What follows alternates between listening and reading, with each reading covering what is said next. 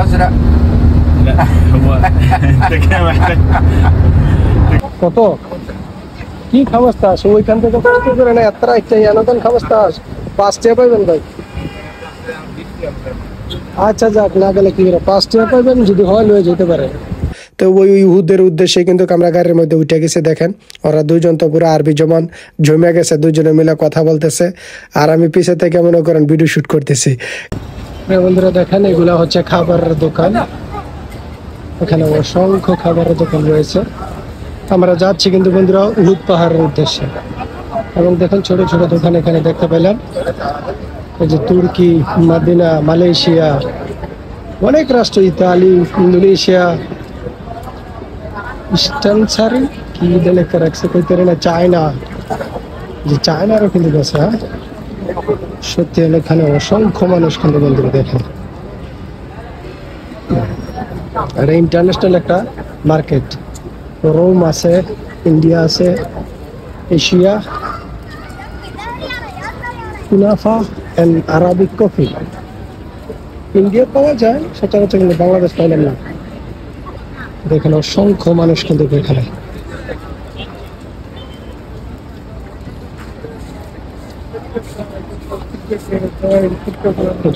যদি ভিউটা দেখতে যাই এই ভিউ, বৃষ্টির কারণে হয়তো লোক সংখ্যা কম, না হয় লোক আরো বেশি থাকতো বন্ধুরা।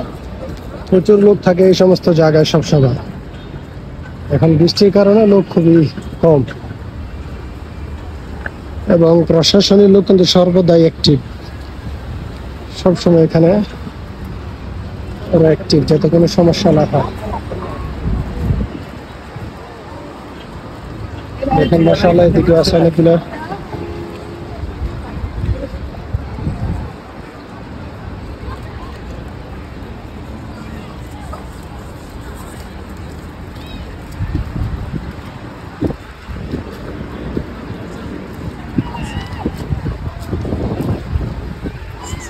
ইচ্ছা করলে সাইকেলে নেওয়া যায়, এগুলো অ্যাপসের মাধ্যমে ব্যবহার করা যায়, অনেকজনে ব্যবহার করে কিন্তু এগুলো। যারা হয়তো হাঁটা ঘোড়া পছন্দ করে না বা হাঁটতে যাদের ভালো লাগে না তারা কিন্তু সাইকেলগুলো নিয়ে যায়।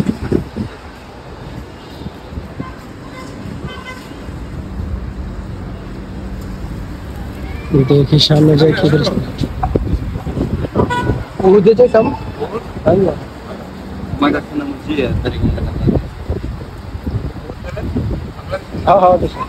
কত কি খাবাস্তাস ওইখান থেকে কষ্ট করে না এত রাইতে এনতন খাবাস্তাস 5 টাকা পাইবেন ভাই। আচ্ছা যাক না গেলে কি করে 5 টাকা পাইবেন যদি হয় লয়ে যেতে পারে। এত বড় হাইট আইছি, হ্যাঁ গো খাবাস্তা সুন্দর আলছা এত হাইট আইলাম কি লাভ হইলো। উত্তরের উদ্দেশ্যে বন্ধুরা যাবো আমি এখন, সামনে যায় আপনাদেরকে সরাসরি দেখানোর চেষ্টা করবো ইনশাআল্লাহ।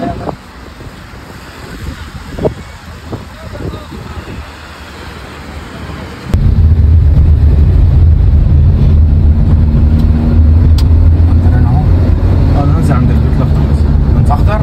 بيت الاخضر؟ الاخضر ولا الازرق؟ لا هو انت كده محتاج تكتشف لان انت هو اخضر. لو زيتي زيتي الاخضر بس اقرب الاخضر مش الازرق.